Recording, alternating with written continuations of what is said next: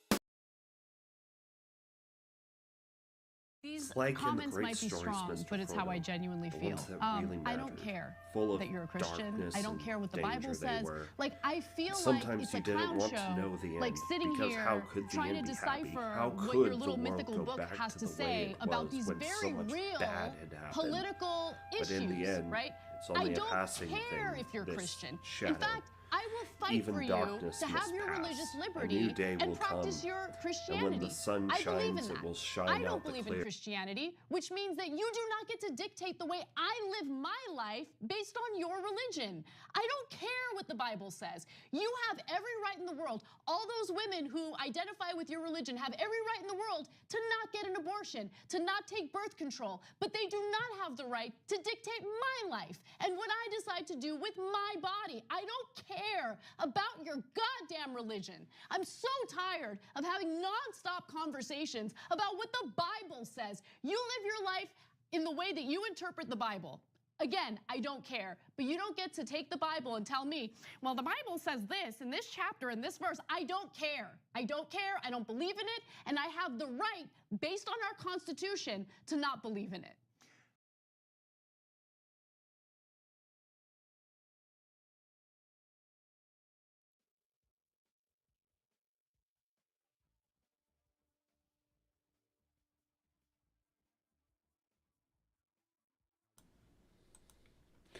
Hello and good morning. We are live from the Hive. Oh my gosh, I forgot to turn my jellyfish on. Why did I... My gorgeous jellyfish up there jumbling up and down are always, yeah, it keeps me focused. Good morning, good morning. We are live from the Hive. It is Saturday. It is July 1st. I turned 40 this month. Oh, can you believe I'm 40? I don't look 40, do I? I do. I probably do. Anyway, good morning, everybody. Yes, live from the Hive. I've restructured things a little bit this morning, so we're going to see how it pans out. I'm going to do a little bit more before and less in between, as far as interacting separately. So buckle in. So the first thing I want to talk about is Pride Month. Pride Month's over. This was a rough one, guys. How's everybody holding up? How are my queers? How are my queers? You guys doing okay? Need anything? Talk to me if you need me, okay? And I'll talk to you if I need you, because sometimes Bree needs a little love and support too. So, yes, absolutely. And I know I made you guys rewatch the Mantis thing again. I just think that's so cool. That he just, his back end just does his business. Wild stuff. If he can get away, I guess he would go disperse his seed further, but she wants it all. So, and that's breeding success, which is what really, which is what really matters.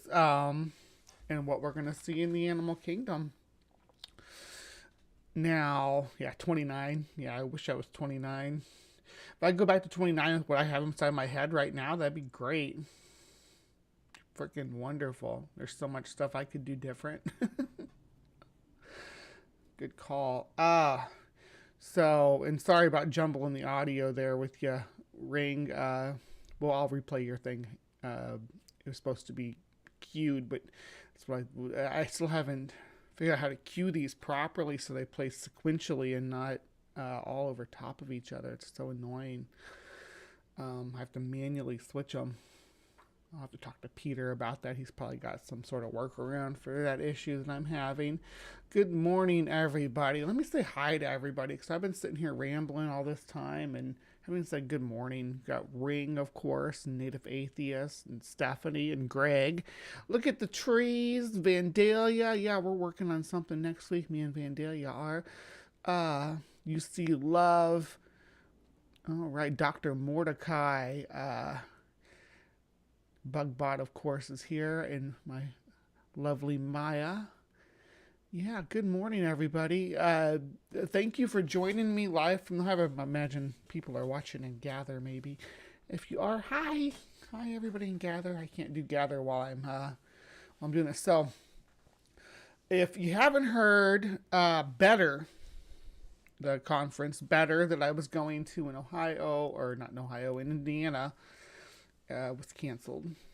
For the foreseeable future. There's probably going to be a rescheduled date later, but I still wanted to do something during the summer. So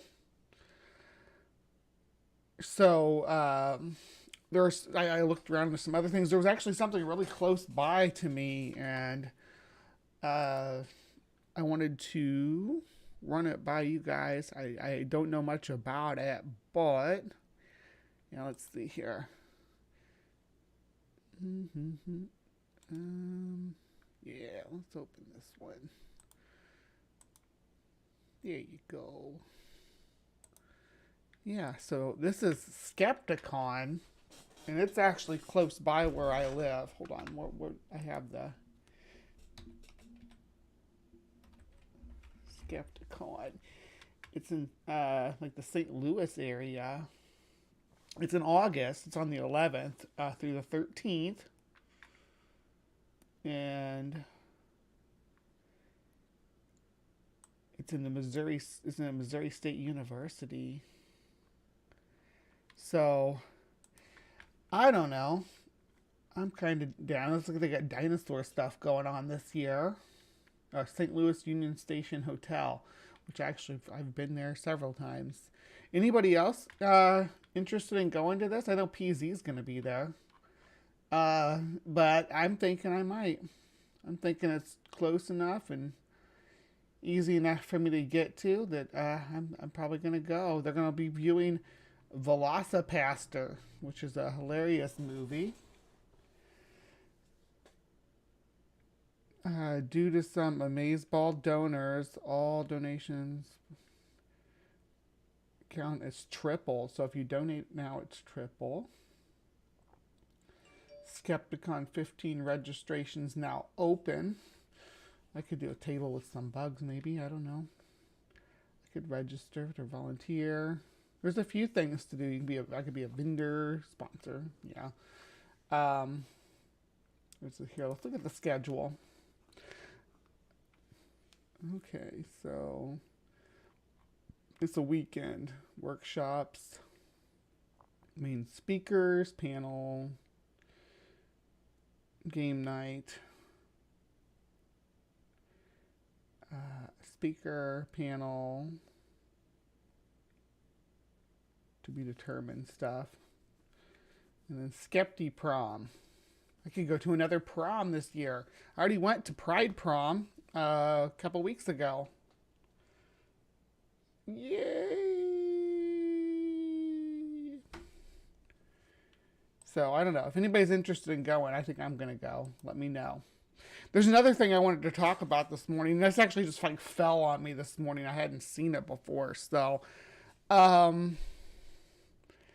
you all, yeah, I just mentioned Pride Prom, and it was a perfect segue into this. So, yeah, Pride Month this year was rough. They actually, the haters managed to damage rainbow capitalism on some level. UPS truck is out front. He's going across the street. I do have stuff on the way, but they did manage to, they with the Target and the Bud Light campaigns and stuff, people were afraid for their lives from these nut jobs that were out there trying to paint trans people as these horrible monsters. Now, with the Bud Light thing, nobody got hit worse than Dylan Mulvaney. And, when I first was exposed to Dylan Mulvaney, it was because her target audience is younger than me. I was like, I don't get this. This isn't for me. And just moved on, right? I was like, whatever, she's goofy. I don't like this. But you know, I'm goofy too, so I'm not gonna be too harsh. I'm a goofy girl too. I get it. And we do what we can, and I'm sure people seeing me doing what I do would say, oh, you're making a mockery of women or some crap like that. But anyway, she finally broke her silence about this whole Budweiser thing. And I before I get into the show, I wanted to just take a couple of minutes to watch her thing here. Okay, so sorry if you don't care about my activism, but I'm a trans woman. And this is important to me, and this message is important to me. And I think, yeah. Anyway, just listen. Hi. One thing I will not tolerate people saying about me is that I don't like beer, because I love beer and I always have. I built my platform on being honest with you. And what I'm about to tell you might sound like old news. So, just to be clear, I most beer sucks. Budweiser, I can't think of too much that Budweiser makes that doesn't suck. But I like a cerveza. I like something skunky. It tastes like weed, basically. But you know that feeling when you have something uncomfy like sitting on your chest? Well, that's how I feel right now. So this feels like the right thing to do. I took a brand deal with a company that I loved, and I posted a sponsored video to my page. And it must have been a slow news week, because the way that this ad got blown up, you would have thought I was like on a billboard or on a TV commercial or something major. But no, it was just an Instagram video. And the wildest part is that they also sent me one can with my face on it. You might have seen it.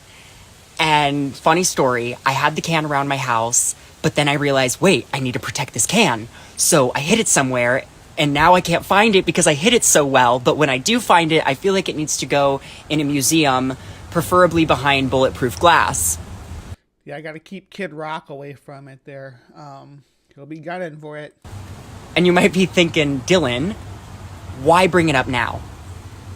I'm bringing it up because what transpired from that video was more bullying and transphobia than I could have ever imagined. And I should have made this video months ago, but I didn't. And I was scared, and I was scared of more backlash, and I felt personally guilty for what transpired. So I patiently waited for things to get better. But surprise, they haven't really. And I was waiting for the brand to reach out to me, but they never did. And for months now, I've been scared to leave my house. I have been ridiculed in public. I've been followed. And I have felt a loneliness that I wouldn't wish on anyone. And I'm not telling you this because I want your pity. I am telling you this because if this is my experience from a very privileged perspective, know that it is much, much worse for other trans people. For a company to hire a trans person and then not publicly stand by them is worse, in my opinion, than not hiring a trans person at all, because it gives customers permission to be as transphobic and hateful as they want. And the hate doesn't end with me. It has serious and grave consequences for the rest of our community. And you know, we're customers too. I know a lot of trans and queer people who love beer, and I have some... That's the thing, though. We're just a very small part of the population. What we need is the allies, right? What we need is our friends to argue, to push back, because we aren't a big enough portion of the population to make any kind of cultural impact. We are not, trans people aren't going to change the culture and say, hey, transphobia is gross and weird, go away and be quiet. If you got a problem, go away, because it's gross and invasive. No problem that people have with a trans person is anything that's not invasive to the trans person, right? It's not invasive to us as individuals, right? Any problem that anybody has with us especially in the public square is an invasive problem. You know, it's what they think that we have going on down there is what it's all based on. So any issue that somebody else has with a trans person is really an issue with them. It's a learned, conditioned phobia that they have, that they were taught from a very young age about queer people, that's just taken hold in their brain. And instead of seeking treatment for it, they use it to badger the people that their mental illness is triggered by, right? Anyway, yeah, Dylan's looking good. Dylan is looking good. Lesbian friends who could drink some of those haters under the table. But to turn a blind eye and pretend everything is okay, it just isn't an option right now. And you might say, but Dylan, I don't want to get political. Babe, supporting trans people, it shouldn't be political. There should be nothing controversial or divisive about working with us. And I know it's possible because I've worked with some fantastic companies who care, but caring about the LGBTQ plus community requires a lot more than just a donation somewhere during Pride Month. And all this to say, bottom line is that if you follow me, if I've made you smile, if you care about me, I need you to care about every trans person. And I need you to support us, and I need you to stand by us. And hey, it's still Pride Month. So I'm going to celebrate being alive. And I'm going to celebrate the trans people in my life and the ones I haven't met yet. And I'm going to celebrate the fact that no matter how many thousands of horrible messages or news anchors misgendering me or companies going silent, that I can look in the mirror and see the woman that I am and that I love being. And I know you were probably here for the tea of it all, but I would love for something productive to come from this. So there is a link in my bio to the Trans Law Center, who is doing some wonderful work if you have the means to donate. And to the good people out there, I love ya. I really do. And cheers, but only if you're of legal drinking age. Okay, I love you. Bye. Hi. You can really, that's not yet. You can really tell why she's a good public speaker, good communicator. And she speaks well to a younger audience and in their feelings and what's going on and what it's like to be a young queer person. It's that's what makes other people, that makes non-queer people uncomfortable, I guess, that she speaks to that. Like, she has that experience and knows what's going on. And I mean, I can confirm that because that shit was going on inside my brain, inside my my mind when my whole time growing up. It's so awkward to try to be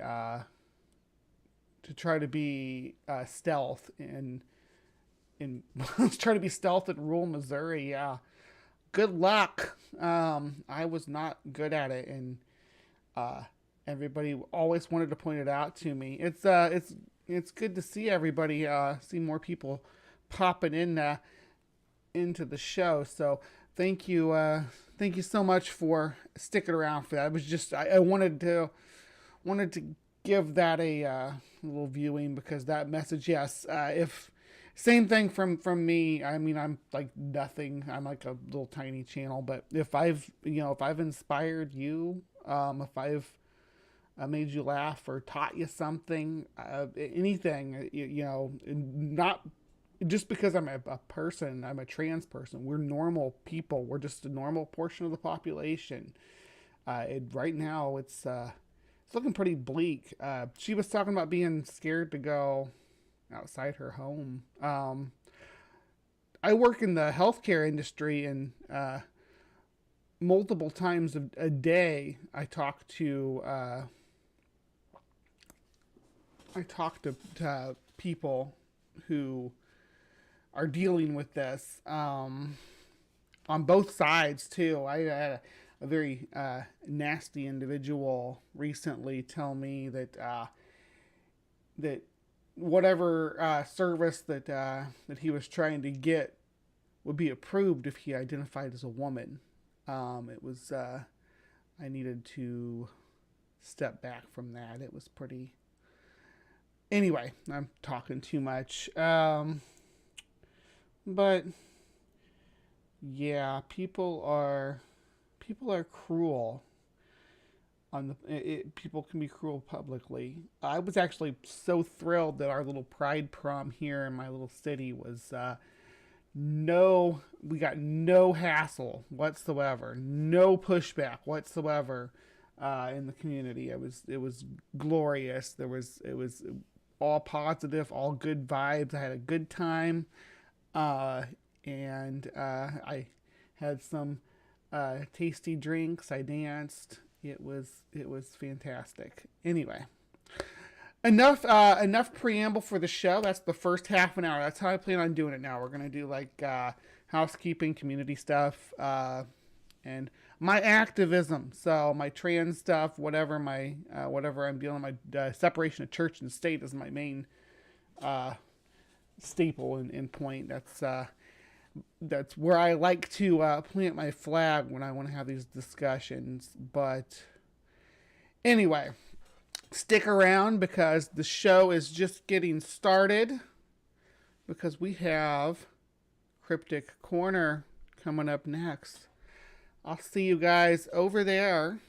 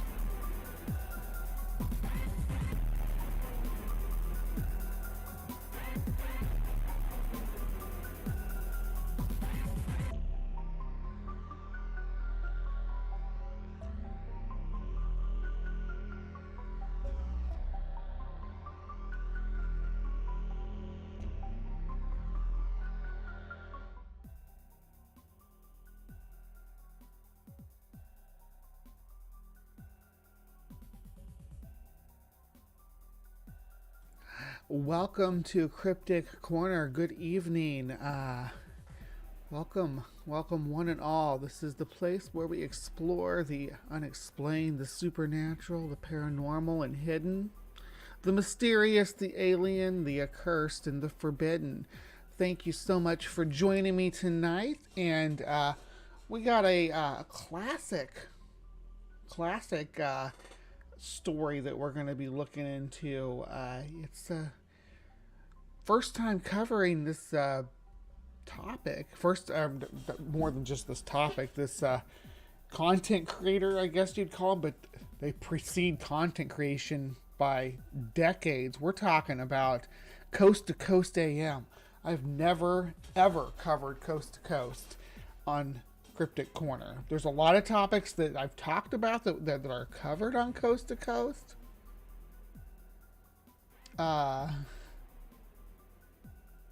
Yeah, but they are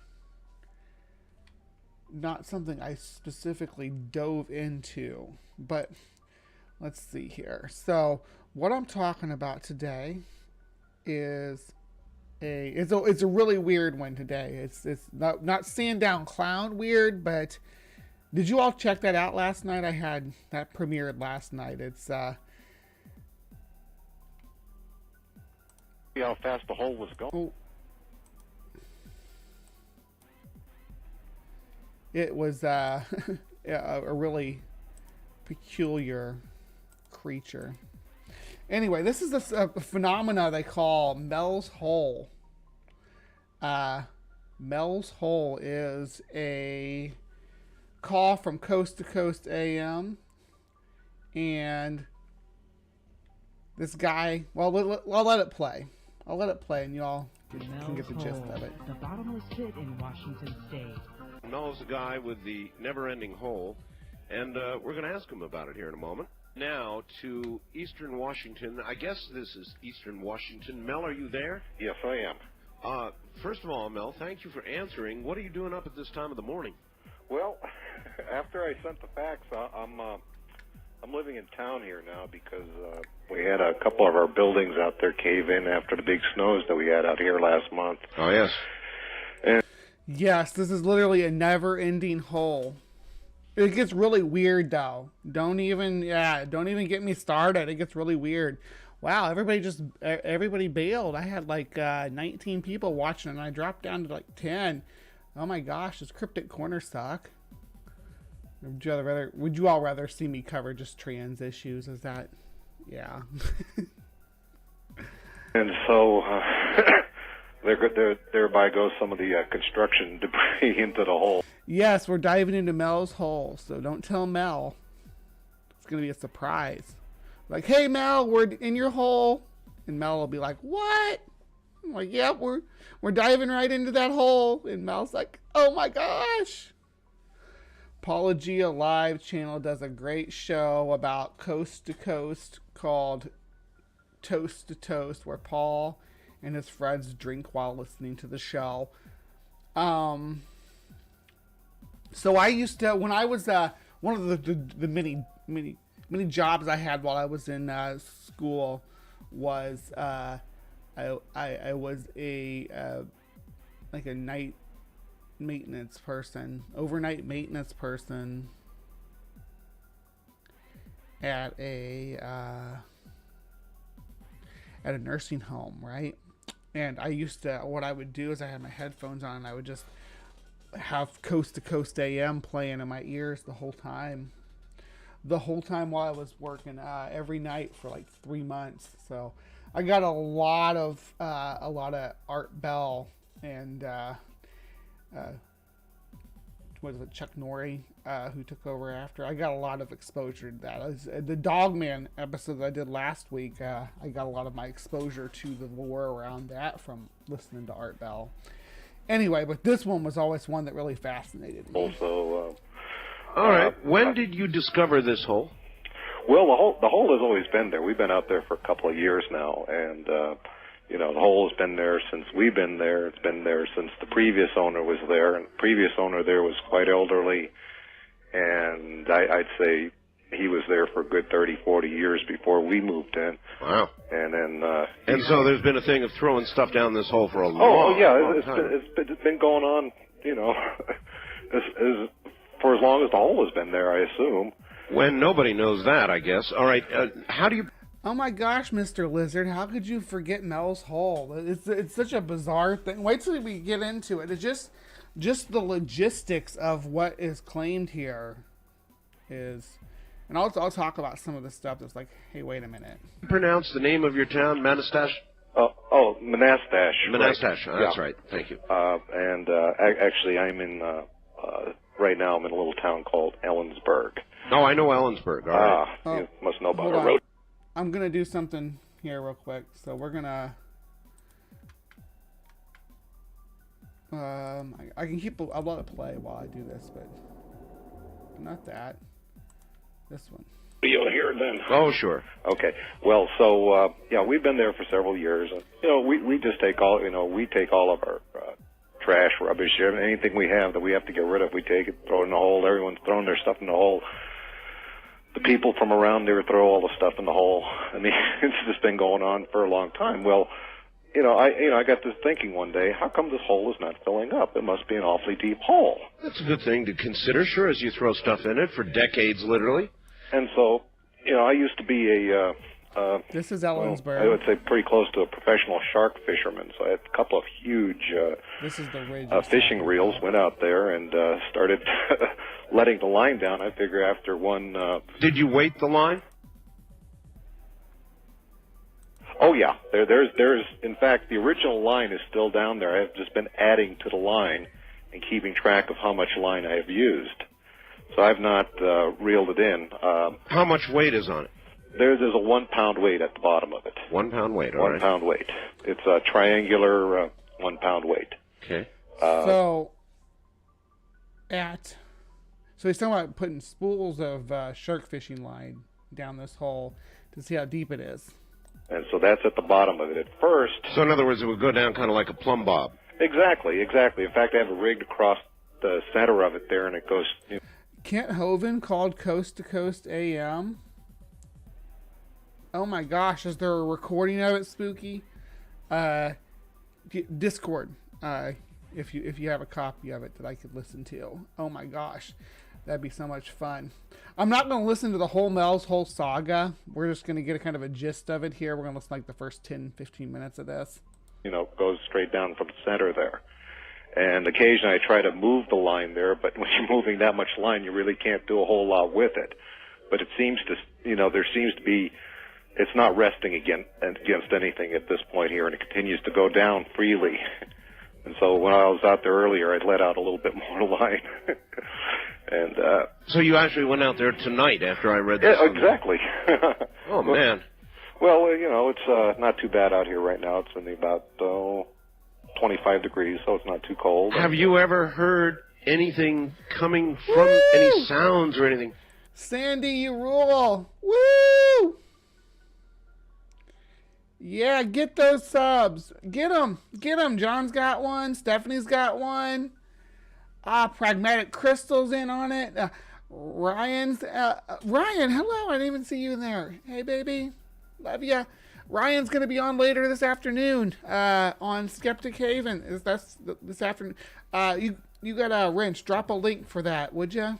Thanks. Because I'm a Skeptic Haven host myself, so I got to support my team, my sisters, and also Wes and Paul and everybody else, the whole crew. Go check out Skeptic Haven. Subscribe. Well, the normal thing to do is kind of like yell into it there, to see an echo, and I've never heard an echo come out of that thing. No echo at all. That's one of the first things I noticed about it. As usual, I brought up the dogs. Woohoo! Yeah, you lurkers. We know you're there. With me.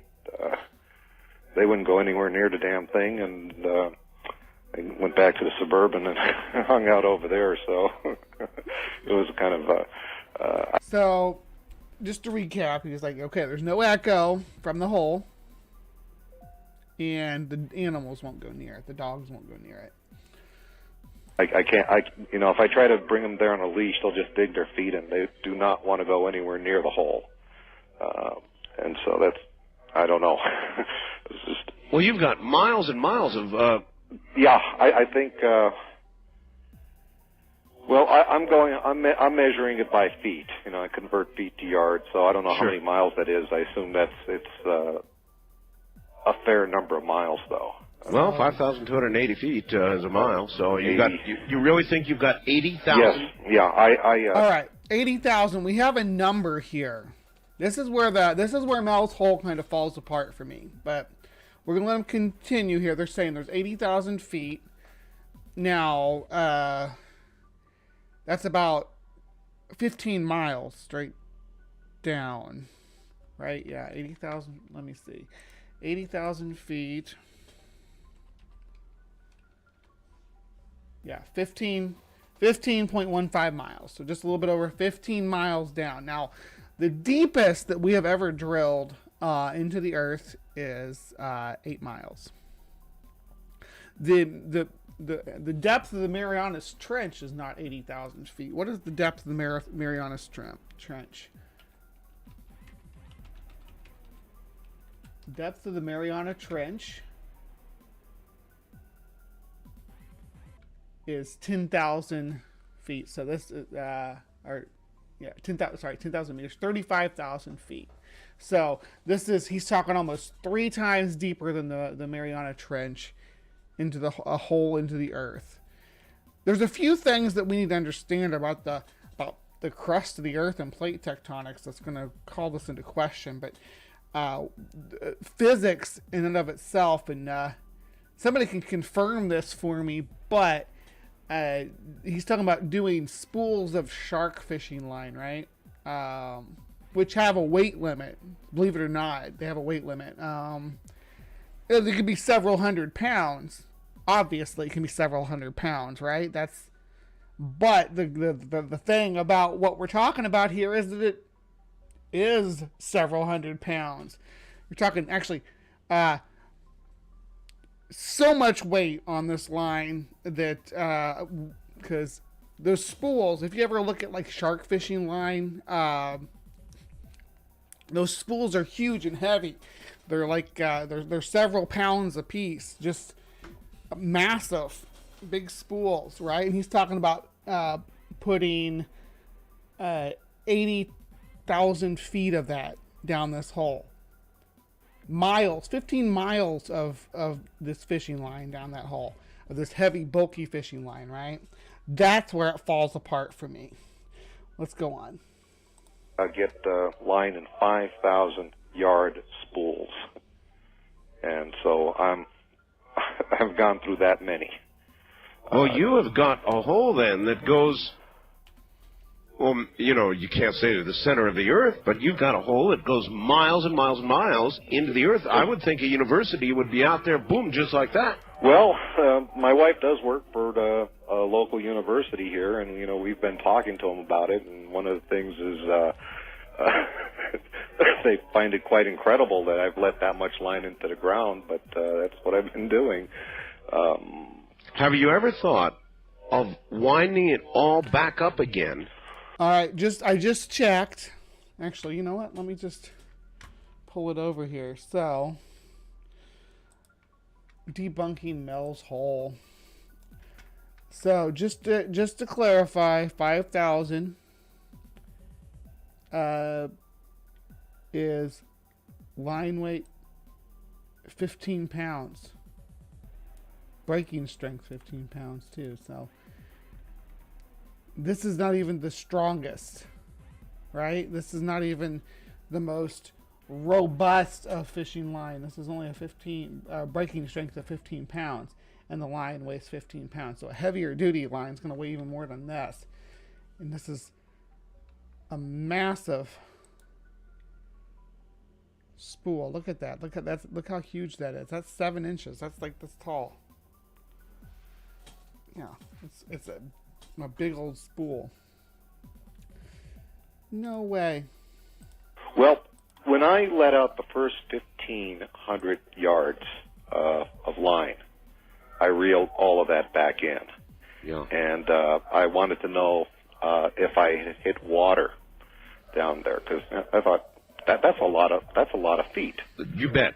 You know, that's 4,500 feet of line. Did I hit water? So I did. What I did is I sent down a roll of lifesavers. Lifesavers? Yeah. So when it hits the water, the lifesavers will dissolve. That's true. Oh, I see. So very smart. So yeah, it's an old shark fisherman's trick. There, we used to send our bait out on a balloon attached to a roll of lifesavers, and the bait would go out into the ocean on the tide. Yeah. And then eventually the lifesavers would melt, and the bait would fall to the bottom.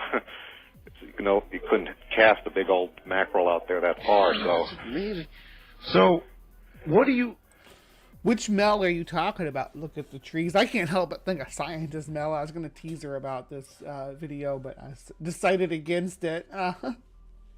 Mel's hole. You got any guesses? I don't. I have no idea. I thought it could have been a mine shaft, but the thing about it is the surface part of it's been very well cared for. I mean, someone built a very lovely wall around it. And all right, tell me about the nature of the side of the walls. In other words, you must be able to look down far enough, at least, to examine the side of the walls. Sure, it's stone for about 15 feet down. Yeah. And then after that, it's soil, dirt, and then further down rock. So but I can only see to the extent of really powerful flashlight. I've brought halogen lights out there to try to get a better look down there, but the visibility really isn't there. You cannot see much after a while. But it's a retaining wall. I'd say it's about a 3.5 foot retaining wall. Native atheist, the deepest lava tube that I could find. They do run long, but the deepest down that it went was what is it, 3,614 feet. So that's not even close to how deep that they're claiming on this. The deepest, it's called the Kazumura Cave. Here. Instead of just talking about it, I'll show you. Okay, so we got the Kazumura Cave. Longest and deepest lava tube in the world. It's 40 miles long. They are really long. They are this long compared to, compared to Mel's Hole, right? It is as long as that. But the depth, because he's talking about going straight down, depth straight down. I believe when they did their drilling that went 8 miles down. The temperature down there would as far as I'm aware, would melt a fishing line for sure.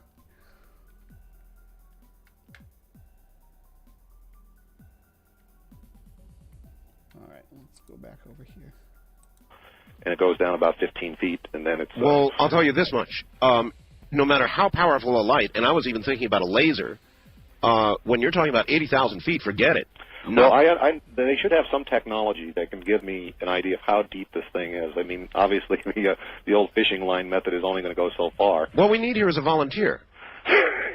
Real, I'm serious. Somebody who would be willing to be lowered into this hole. Well, to be honest with you, I don't even know if there's any air down that far. I mean, I wouldn't know about that either. Or what kind of pressures we're dealing with. These are things that are totally beyond my grasp in terms of knowledge about these things. But do you own this property? It's our property, yeah. How long have you been working on this? Well, we've been out there for a couple of years. I said about 4 years now. But and I've scanned this ridge up and down, but we'll talk about that in just a little bit.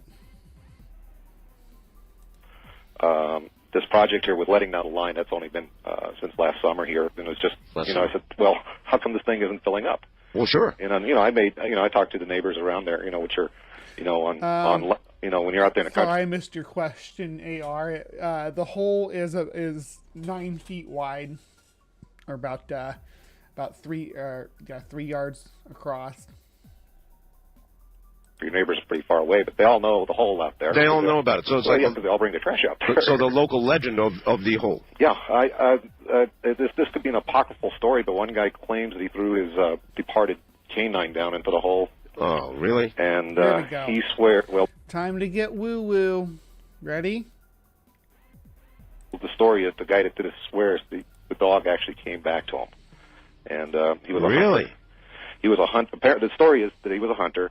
And he was out there hunting, and he saw the same dog. He had the same collar. He had the same little little metal thing on his collar there. And he said it was the same dog. And he says he knew he threw the dog into the hole. But that's not that's not my dog. That's not my. It's not your story, but it's a story of a resurrected dog. Yeah. This is as you can well imagine, this is all Native American land around here. And so one of the lines of inquiries I'd like to make is is there anything about this hole in regards to the Native Americans? That's something I haven't really pursued right now. But if you had a fatal disease, Mel, yeah, would you jump in the hole? I would. Add 15 degrees Fahrenheit for each mile you go down. Thank you, UC Love. That's good to know. I was curious about the temperature. So we're talking Olympic Peninsula, so we give it on a warm day, so 80 degrees maybe. So each mile you go down for 15 miles, 15 degrees. Yeah, that fishing line's toast. It's liquefied. You would? It's based on the dog story? It is in my will. What? Should I meet my demise? That you would be thrown in the hole? Disposed of into the well. I'm not sure the health department would allow that. Well, one of the things that I thought about later on is, what if this is like contaminating our water, And, we've had, I'm sure you do this out there in Pahrump too. Well, you have your water checked all the time. Well, yeah, no personal offense to you, Mel, but if there was a possible contamination problem, I'm sure you're a clean guy. Yeah. But, as you deteriorated, you would possibly produce E. coli or something horrible in the local water supply. Well, again, so far it hasn't. If you weren't resurrected. I mean, the water around that area is absolutely pure water. It is, So there's actually in land management, you do have pits that you throw. Like people are supposed to throw their cattle in there if their cattle passes away. Supposed to throw, you can throw any dead animals in there that you want, and vultures and stuff will come and feast on it, and scavengers and whatnot. But it is a normal part of land management to have organisms decaying naturally in the environment. And pitfalls like this are definitely a very common place for organisms to collect. That's where what we have as far as like Pleistocene animals and things like that of North America. A lot of them are found in these like pitfall caves. Missouri is ripe with them, but you find lots of cool remains in there. Anyway. And so nothing thrown down, all the old junk and trash, and nothing has polluted the water. No, I mean, I can't speak for everything that's been thrown down there, but none of that has been showing up in the water that people draw from their wells. I mean, the water's as clean as it's ever been out there. I think we get water that comes off the Cascades or something. Yeah. It's just really great. It's really wonderful water. Mel, you wouldn't be pulling my leg. No, I'm not, and I'm one of the reasons. So you throw a dog down there and it comes back to life. So you gotta wonder, like, if you threw like a pound of hamburger down there, would a cow come back to life? How does it work? Like, how much of the animal has to be thrown in there before it to come back to life? Reasons that I went out to the property tonight, other than it's something that weighs heavily on my mind. I was afraid that after I sent the facts out, that there'd be people around there, because it's... Well, there may be, but we have not identified specifically where it is. Well, there aren't, as far as I could tell, too many big holes like that around, and so at least the people in my neck of the woods are familiar with it, and I kind of almost expected to see a small party of people. Well, there may be. Now, I mean, come daylight, there may be. But remember, folks, this is private property. This is Mel's hole. It is posted, too. Oh, it is. All right. Well, there you are. This is Mel's hole.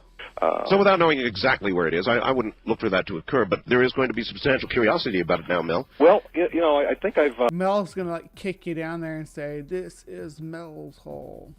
Yeah. Let you know as much as I know about it. I certainly want to find out more. I'm mostly curious. I was mostly curious about the depth of it. I mean, how deep is the deepest hole anyone has ever found? Well, I've never heard of anything deeper than this. I thought maybe this would be like Guinness World Book of Records type hole here. Mm-hmm. And as far as things I thought it would be like, it could have been like an old mine. Well, now here's a couple things to think about. I've heard as you go down into the earth, Mel, that it gets hotter. Ooh. Right? So you would think that your fishing line with a weight on it at some point would melt or, something, but there's still weight on it, huh? Yeah. The line is not moving freely. I mean, it still falls under its own weight. Oh, that's amazing. Let's let some of the audience ask you questions. Okay, I think I can do that. All right, because... All right. We're going to not go into the audience Q&A, but we are going to look at the area again. So... here's a little video with some analysis. This is from about 5 years ago. I'll read what it says. Mel's Hole Satellite Imagery Analysis. I've spent a countless number of hours searching Google Earth satellite images of the Manastash Ridge in Ellensburg area. Oh, hold on. That went too fast. Oh, I got it sped up. Hold on. The chances of finding the hole via satellite are not good, as the hole was only said to have been about 9 feet wide, covered by a metal sheet.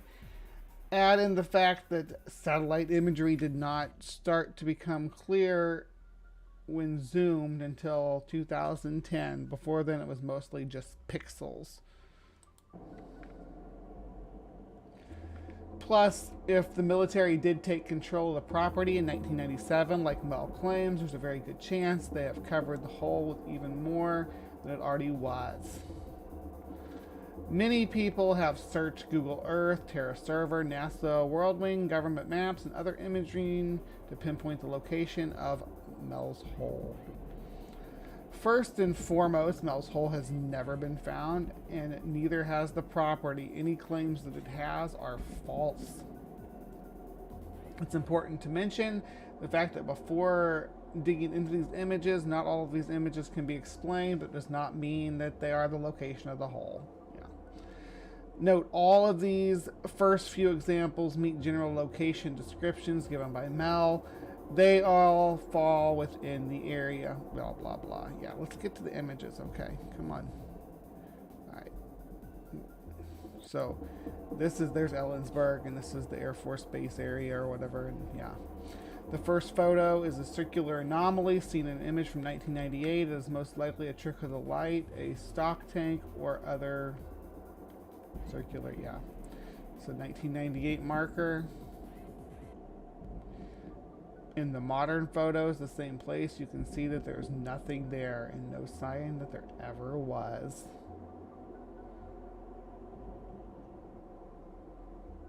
Well,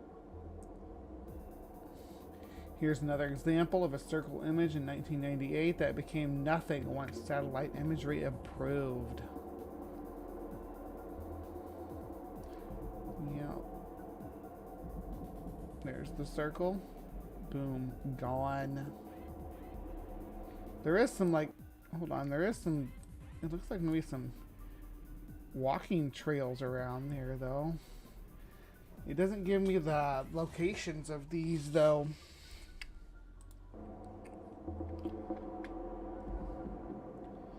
And one more from 1998. Many of these seem plausible on older images because they fit the area and are near roads, but they turn out to be nothing.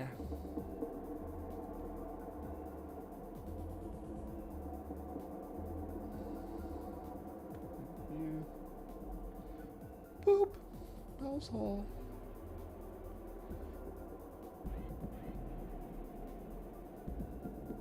Here's the final example from 1998 that ends up not being anything. It's important to note that most of these became clear after 2002.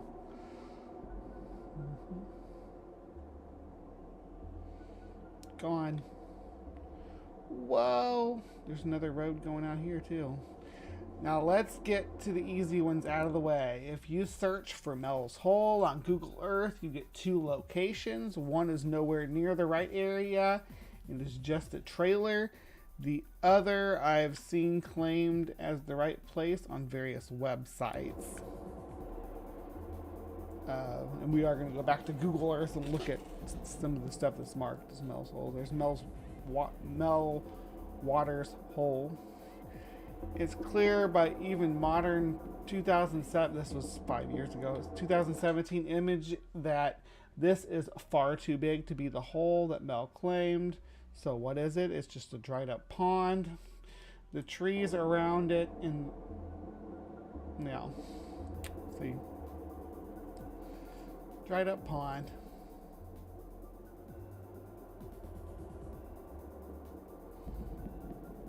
Way too big to be Mel's Hole. I do find it pretty funny that this location has over 90 reviews on Google Earth, even though it's not Mel's Hole. It's not even a viable location, you know. The next area is the one that I've seen on both the old melshole.com forum and Reddit. That website is defunct, by the way, the melshole.com. I tried to go there, no longer active.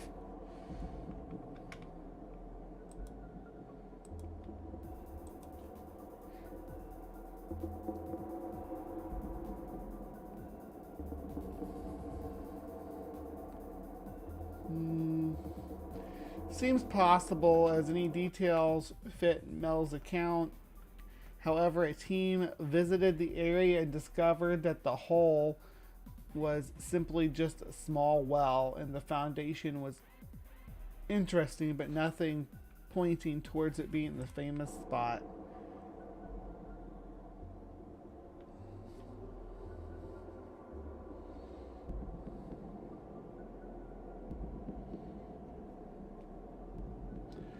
Speaking of Reddit, there's a thread that points towards another location that many people seem to think is 100% the right spot. What they fail to realize is that it is nowhere near the described area. In fact, it's near several farms north of Ellensburg.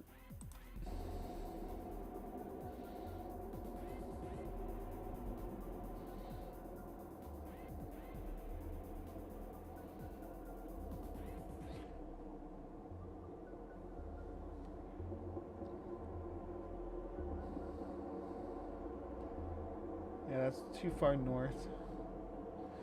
What those Reddit threads do not realize is that this location has already been well known as being an old mining shaft by the name of Reeser Creek or Green Canyon Hole.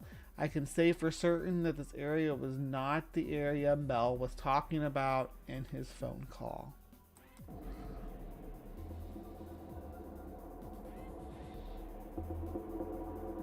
Yeah, you wouldn't be able to see it on Google Earth probably, but finally, let's have a look at a location that seems very plausible at first glance. It's just outside of the redacted area, but still fits within the general area.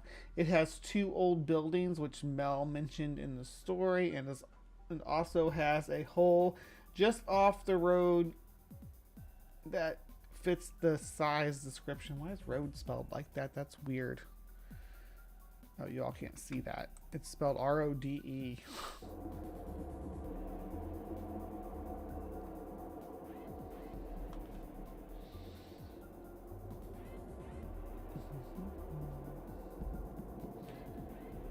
Das Hole.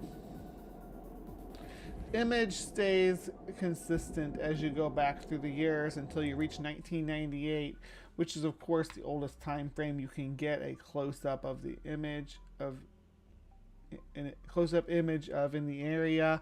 I've also included the further out images from early as 1983.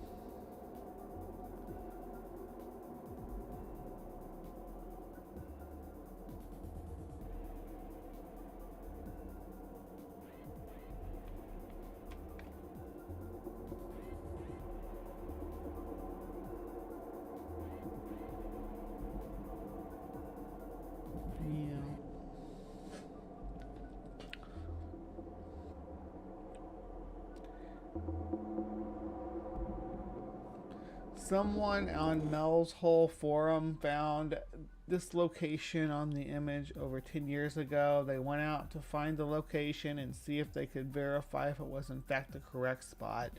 The following photos are what they captured once they were able to find the correct location.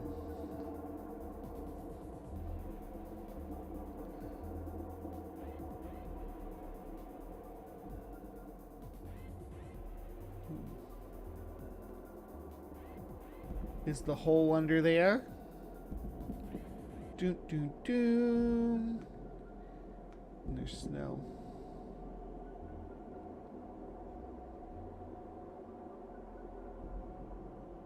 There's the hole in there. Ah, that little barbed wire fence. Is that the hole? Full of snow. Must have snowed a lot. Fill up that endless, bottomless hole. Does snow fall into the hole? Does rain fall into the hole? Yeah. All questions. These photos are very interesting in that they clear up just what the location actually was. The hole was discovered to be an old spring-fed well. It was likely abandoned when the water table shifted and caused it to dry up.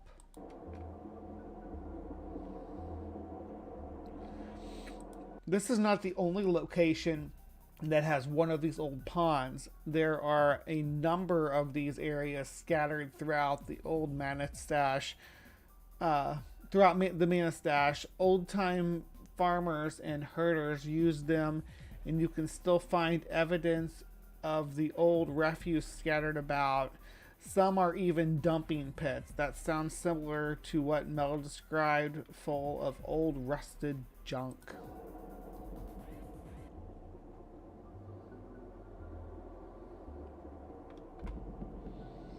which is what they'll find of humans billions of years from now. These were just a few examples to show and explain that nothing found on these satellite images has ever been, It's been 20 years since the original phone call, and we still have no credible, solid leads as to where the property is. And there's a very good chance that we will never know. Yeah, we'll never know because I think it's fictional, but...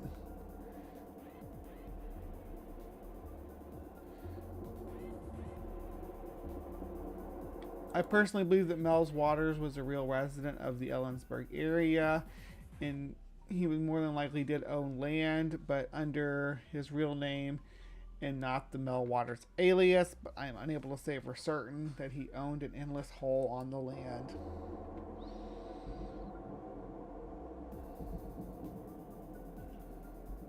I'm still going to investigate the claims as best I can. Yeah. Alright, so this person, if you find anything out about Mel's Hole, send it to this guy because they're going to keep looking into it. Yeah, so Mel's Hole. A mystery that probably will never get solved, but I think most people agree that it's like a fictional thing. Coast to Coast AM is sort of, kind of, yeah. Where is Mel now? Okay, so there is some lore about that. So, allegedly, he calls back again, and there was a alleged plane crash on his property, and the military took control over the area which the hole was located in, and then they offered, or a mysterious buyer offered to buy the property from him for a lucrative amount.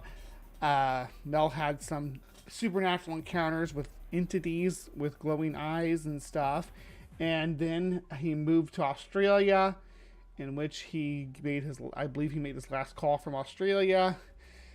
So he was sworn to silence, blah blah blah, and then he disappeared forever. So that's actually what the lore says, and that was in 2002. So I think that we're pretty, it's pretty clear that Mel Waters is gonna probably not reappear in the world as we know it. Anyway, thank you for sticking with me through Cryptic Corner, exploring the depths of Mel's Hole. I hope you enjoyed it. Please remember to be kind, take care, and we will see you next time. All right, for my Live from the Hive audience, do not go anywhere. This is just like the halfway point of the show. But I still have some craziness for you, and I'm talking craziness over in Creation Watch. I am not kidding. This is gonna... you're gonna laugh, you're gonna cry. Don't miss it. See you over there.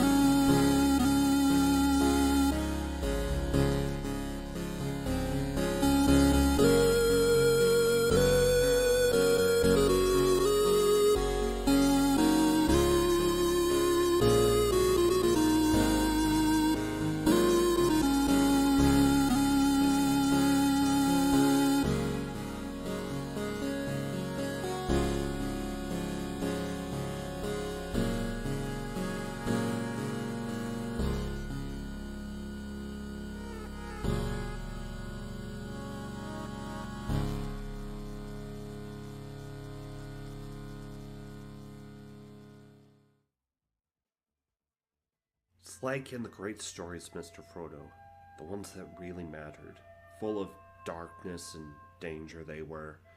And sometimes you didn't want to know the end, because how could the end be happy? How could the world go back to the way it was when so much bad had happened? But in the end, it's only a passing thing, this shadow. Even darkness must pass. A new day will come, and when the sun shines, it will shine out the clearer. Those were the stories that stayed with you, that meant something, even if you were too small to understand why. But I think, Mr. Frodo, I do understand. I know now. Folk in those stories had lots of chances of turning back, only they didn't. They kept going, because they were holding on to something. That there is some good in this world, and it's worth fighting for.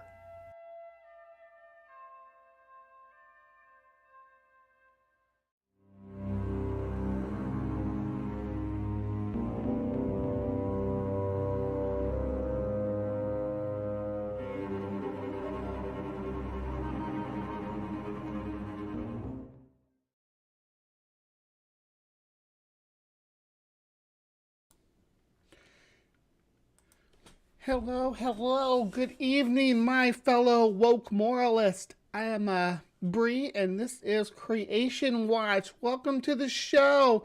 You are watching this recorded live from the Hive with my awesome Live from the Hive audience over here in this side chat. If you want to be part of that Live from the Hive audience, just get your little butt out of bed on Saturday morning and join us while we explore the depths of creation ideology and what it does to individuals' mind.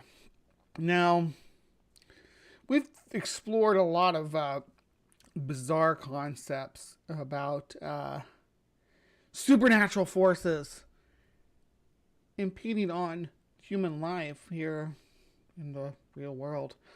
Is that happening? Is that a real thing? Well, I don't think so. But some people do. Some prominent people with a big platform that speak to thousands, nigh millions of people every day, pushing the idea that demonic and angelic forces walk amongst us. So, I actually have a individual who you'll all recognize as soon as you see them that I've never covered here before, because they were mostly too out there to really account for anything. But then they put out a book called The Great Reset. And they started plugging it, and I recently was privy to a interview that they did about it. So, without further ado, and he speaks like in a constant stream, so there's no break. So finding a place to start where he starts talking about this woo stuff. Yeah. Anyway, I just pop in. Here we go. This is Alex Jones from his interview, I Am Crazy, from the PBD podcast, episode 281, if you're interested. To build a free market system where we don't make people be Christian, but they want to be Christian because that's the way they know that's going to be successful and empower them and you know, have them be with God forever. And so it really is a fight, good versus evil. And now people that were agnostic, very famous people, are hear that Trump speak? Very famous people, just people, are having spiritual. In the debate community, we call these weasel words. That's where you don't specifically say who you're referencing. You keep it vague. Many scientists agree that this. Some doctors say this. Some experts have been saying this. Experiences. Some of them are having incredible experiences with like angels and, you know, the Holy Spirit and God. Others are literally don't believe anything, are laying in their beds, and a huge black shadow comes in and just rips off their shirt and just huge bloody slashes across them, and then just throws them up against the wall. And then they start finding out, well, okay, what do they do? And you know, they go to a rabbi and he says, put this Kabbalah on and do this ritual. Doesn't help them. They finally go get born again. All of it leaves. And you know, this is happening. go get born again and the demons will stop attacking you in your bed. Alex Jones, a professional grifter, is telling us that demons are attacking celebrities in their beds, and the only way that they're able to find reprieve is through being born again. Basically having some Southern Baptist guy dunk you in some water. Of course, this is Texas speaking. I believe Alex Jones is like East Texas. With sane, well-known people that were, not atheists. They didn't hate Christians. They're like, come on, I don't really believe in God. And they're having the experience. Because if you don't have God around you as a defense shield, you are wide open. and the devil can't help it. And whatever this force, call it the devil, it's gotta, because if you're doing good. Whatever this force calls the devil.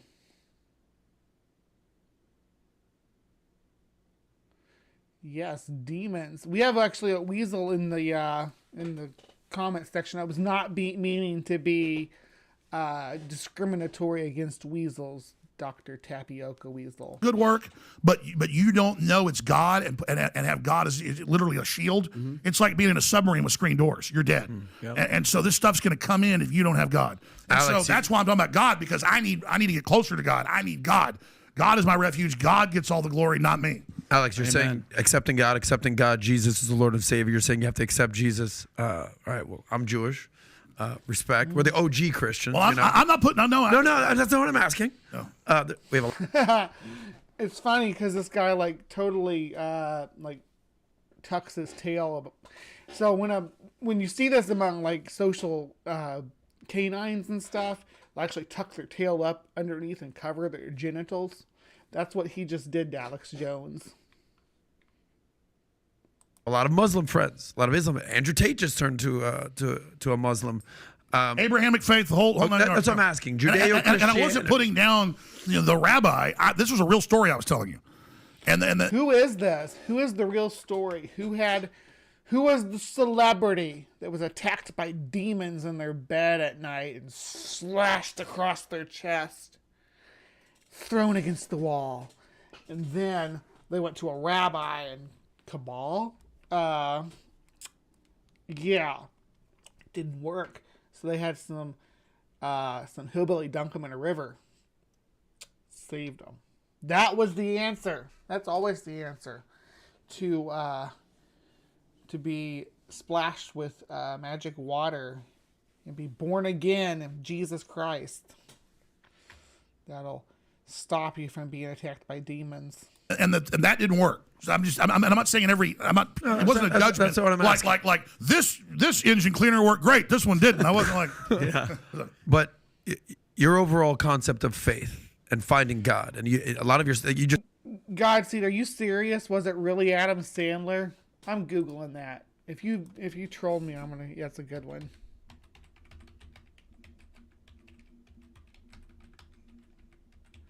Adam Sandler attacked by demons? Just pulls up Little Nicky. So, yeah. Go figure, Little Nicky, right? Just said, sometimes I'm the God and sometimes I'm the devil, and everything's going on right there. And everything that you've uncovered with these satanic rituals and everything at the one place up in California, Bohemian Grove, and this, you talked about they're praying to the devil and they're sacrificing the children and everything like this. Do you feel like it's just a fight of believing in God versus the devil? 100%. Is that what it comes down to? Yeah, archetypes. I mean, for people that are, I'm not going to try to just push. Archetypes. So, when you talk about archetypes, that they're not a real thing. It's like an idea of what a demon is would be an archetype. An idea of what an angel is would be an archetype. So an archetype would be, for an angel, would be like blonde hair, blue eyes, pale skin, right? That's the way that they're depicted in modern culture. So there's an archetype built around that, and demons like the red skin and horns and all that. But to say archetype in the way that he's saying, like you make it real. Oh, it was Dave Chappelle. It's nothing but Christianity people, but that's what I believe. That's what I know. Mm-hmm. But absolutely, the first step is to realize there is good and evil. It was absolutely Rob Schneider. It was Rob Schneider. There's stuff we don't see. There's other dimensions. And none of these globalists are atheists. They're all into the occult. They're all into weirdness. They're all super neurotic. And or they're super scared of God. So I'm a globalist, and I'm an atheist. I think that I think that we should all form under one united human species instead of being all divided into stupid nations. I don't even understand why we do. I don't understand why we do that. It's weird. It's just the holdover from tribalism. Hopefully we'll move past it. Not in my lifetime, though. I just don't want to hear about it, like Rupert Murdoch. Let's talk about. Let's actually. By the way, if you want to play this clip that he was talking about with Daniel Day-Lewis, and then let's go into the Bohemian Grove. And it's in the first minute or so. Yeah. Volume. Oh, okay, then don't worry He was like, "You put your weed in here." about it. Good call. Okay, But that's don't- a great scene. Pause it, Rob. Okay, there you go, and just kind of go away from it. Okay, thank you, Andres, for that. So let's talk about Bohemian Grove. So, There we go. Bohemian Grove. This is where it gets freaking juicy. This is where it gets all freaking weird, and he starts talking about the secret occult powers of the elite. It's like super cringe, and we're gonna enjoy it right now. For the audience that doesn't know, obviously Bohemian Grove has been done on by a lot of different people, but this is one of the first things that you did, almost like a vlog style. Before anybody was doing vlogs, Alex Jones was doing vlogs. This is a clip. Before we play this clip, can you tell everybody what this clip is all about before Rob plays it? Sure. And again, people can search around and find HD versions of this at band.video. So, and I'm not telling you to go there, but if you go to band.video, you're welcome to use it all. And just type in Alex Jones, David Gergen, or Alex Jones, Bohemian Grove. You can find, it's not in HD, but it's in a lot better quality. But all this stuff's out there. Rob, it's fine. At this point, don't go looking about it. We're okay. Don't go down. I'm just telling folks. So, it's a plug. But... Yeah, it's Rob Schneider. That's what's happened to him. That's why he wears the little cap now all the time. He's hiding his angelic third eye. So, but you're right. So, again, I'm a Christian. I believe in God, but God's kind of like something that happens on Sunday, and it's like a jacket I wear once a week. It's kind of like over here. I believe in God. I love Jesus. But, devils and all this stuff, whatever. Do you, though? So, I've been on air a few years, 4 or 5 years. And John Ronson, when I'm out there doing a story about the Waco massacre, and we're digging up the soil and stuff to show that they did fire in incendiary grenades to set the place on fire. And we actually found some of those. So, we're out there digging, and this British... He's, thinking that, talking about the Waco massacre. If you're not familiar with that, it was pretty brutal and crazy. Film BBC crew comes along, and he says his name's John Ronson. He says, Alex, I hear that you've snuck into some military bases and been able to, and which I'd done and shown some martial law training that was going on. He said, we have liability, and they won't let me get into Bohemian Grove, but I have a lawyer that... In other words, he has a long history of doing exposés about conspiracy theories and claiming that he's discovered martial law training. Yeah, that's the kind. This was back in the 80s, so that never came to fruition. Yeah, when did we all of a sudden find ourselves under martial law? He's a conspiracy theorist.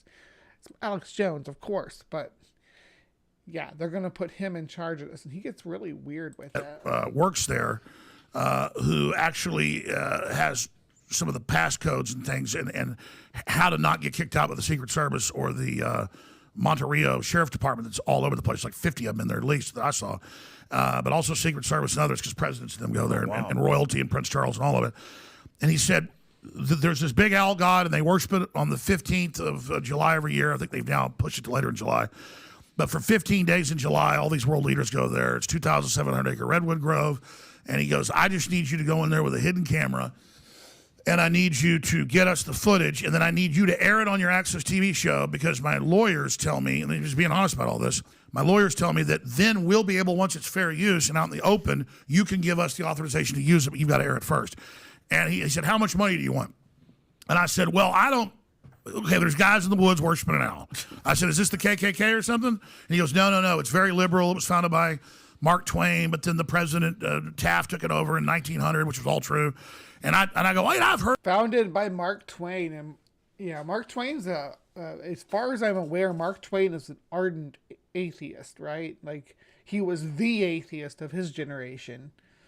So to say that they're worshiping some sort of owl god is a little silly. There is, as far as I know, there's an owl statue that they show, but as far as it being a god and such, seems like a lot of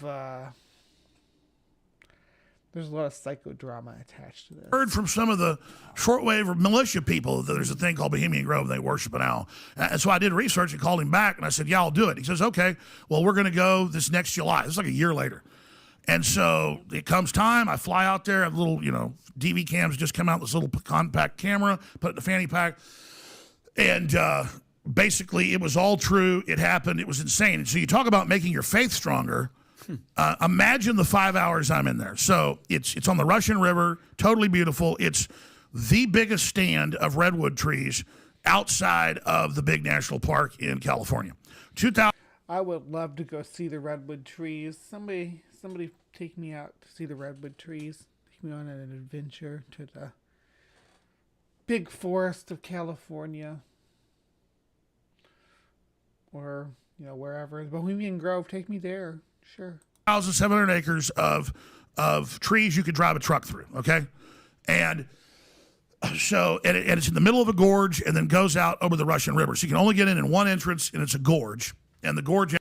The Bohemian Club's all-male membership includes artists and musicians, as well as many prominent business leaders, government officials, former U.S. presidents, senior media executives, and people of power.